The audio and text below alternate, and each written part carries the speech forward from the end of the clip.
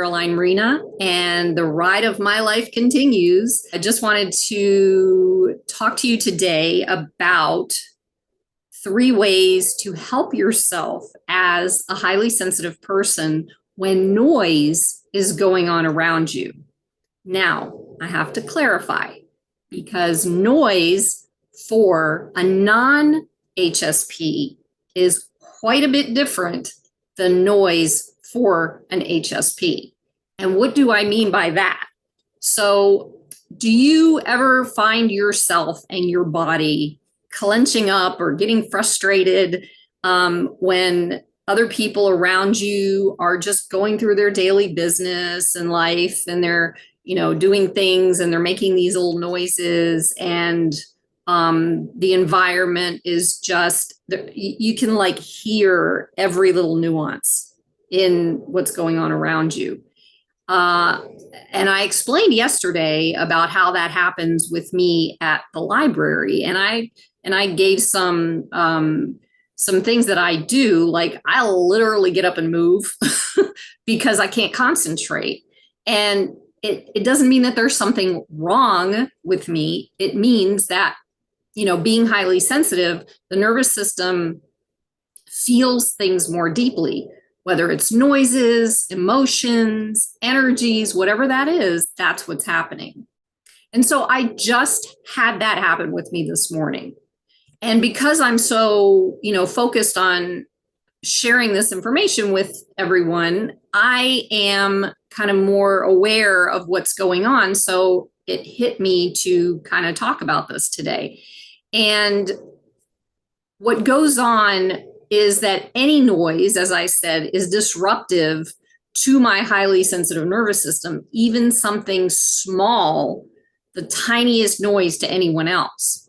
Noises like pencil tapping or incessant music in a video game. And nothing against gamers. This has nothing to do with that. This is me we're talking about, and how I respond to or react to these types of noises. It could be somebody like way down the street just working on their grass or something. It's just ugh, for me, And what happens is that in being in that space, it's like it literally grates on my nerves. And I say that in a way that it's more of a description than anything else. And so anyway, I have been coming up with ways of soothing myself so that my body doesn't go into an actual stress response, because that's what it feels like.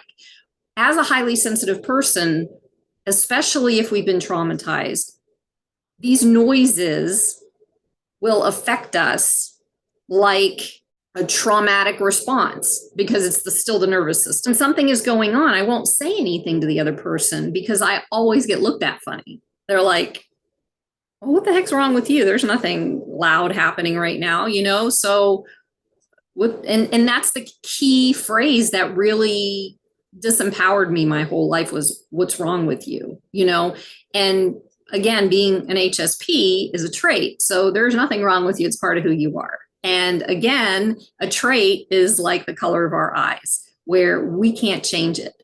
So having said that, fight, I'm going to put it in quotes, fight or boundary protection really doesn't work in these situations, even if we feel like we might want to.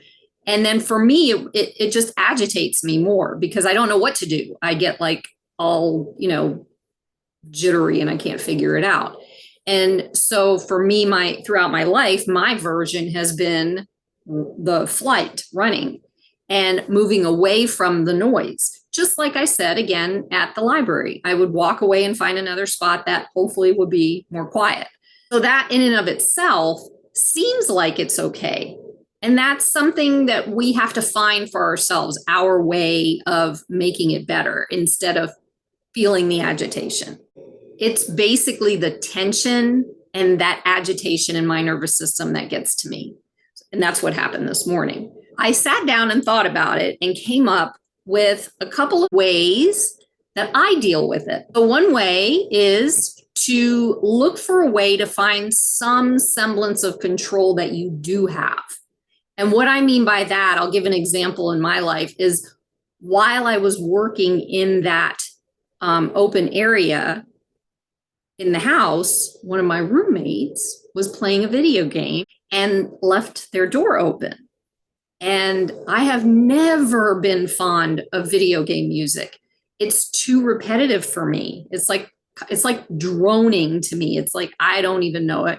I'm sure some of you've experienced something similar. What I did was I got my headphones, I put them on, and I started playing study music, which is like alpha state vibrational music. It not only blocked out the noise, and at the same time, it also helped me to relax. So that was very helpful. That I've done that before, and this has been the first time in a long time that I've been in an environment where I needed to do something like that. So that's what I chose to do.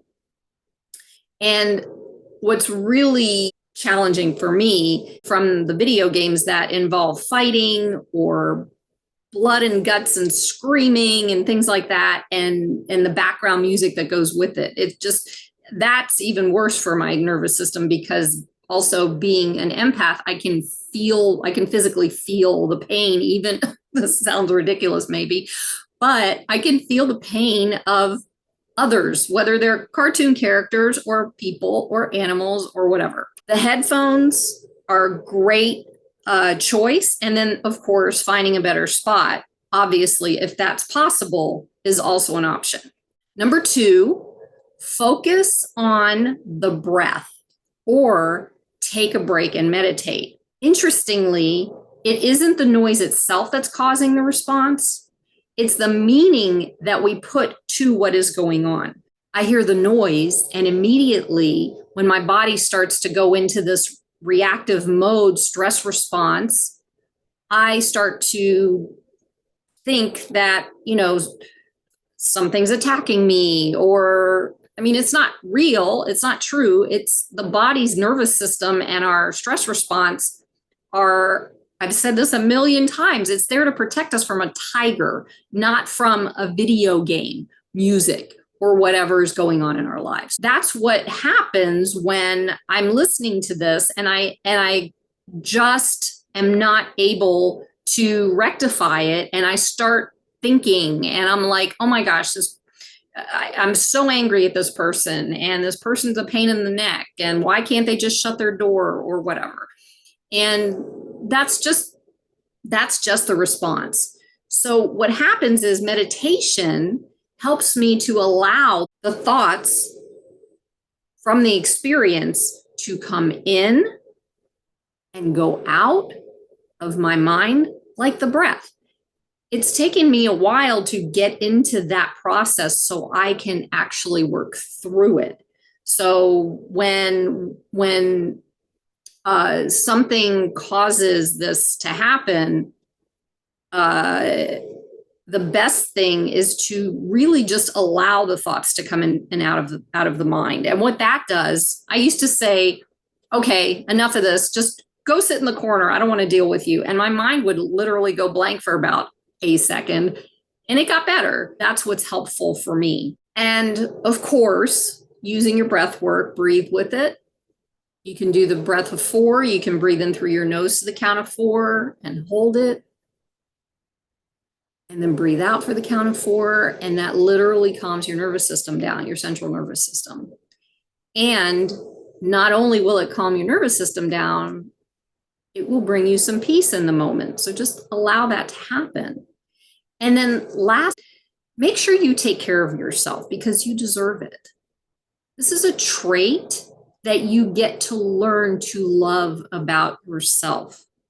It's something in this world that people don't like sensitivity, because it represents feelings, and it represents emotion, and it represents things that we have been taught not to do. For you being highly sensitive, you want to put yourself in a position to love yourself because you're highly sensitive. And working through your traumas will help you to get to that place, because the traumas are the things that cause you to stop loving yourself. It's simple, but it's not an easy process, but it can be done. The situation is just an opportunity to find other ways to accept that this thing's happening, and it gives you that chance to look for something that will help make you feel better. And if you need to stop what you're doing and take a break, maybe it's just the universe nudging you in that direction by presenting the noise. For me, that's a perfect example. Is I want to get things done before I need to move on to the next thing. So I will literally push myself. And sometimes it's like, all right, that's it. Stop what you're doing, go lay down, go take a nap, go take a rest, whatever, and recharge. And it feels to me like it's the universe doing that. Always take the time out for yourself to take care of you as a highly sensitive person. I think noise canceling headphones were invented for highly sensitive people. You can always find a pair of those to release the stress of wondering where the next noise is going to come from. Remember, we can change our thoughts about what's going on in every circumstance that comes up in our lives. We could think about it as noise, or we can think about it as a sound. And I learned this a while ago, and it came up while I was thinking about what was happening. And I recognized that the word sound has always settled me down, where noise has a different vibration to it. It's like, sound is more gentle. Sound fits in with my energy. I use the word sound. I hear a sound, and now it is bothering me, and I get to do something about it. I would love it if you would share what you do to assist you in taking care of yourself in these situations. And don't forget to like the video and subscribe to the YouTube channel. And the bell at the top, when you click it, will have these videos sent to you whenever they come out, so you won't miss any of the videos. So anyway, all right, well, I hope you got something out of this and you enjoyed my learnings, and that's it for today. Peace.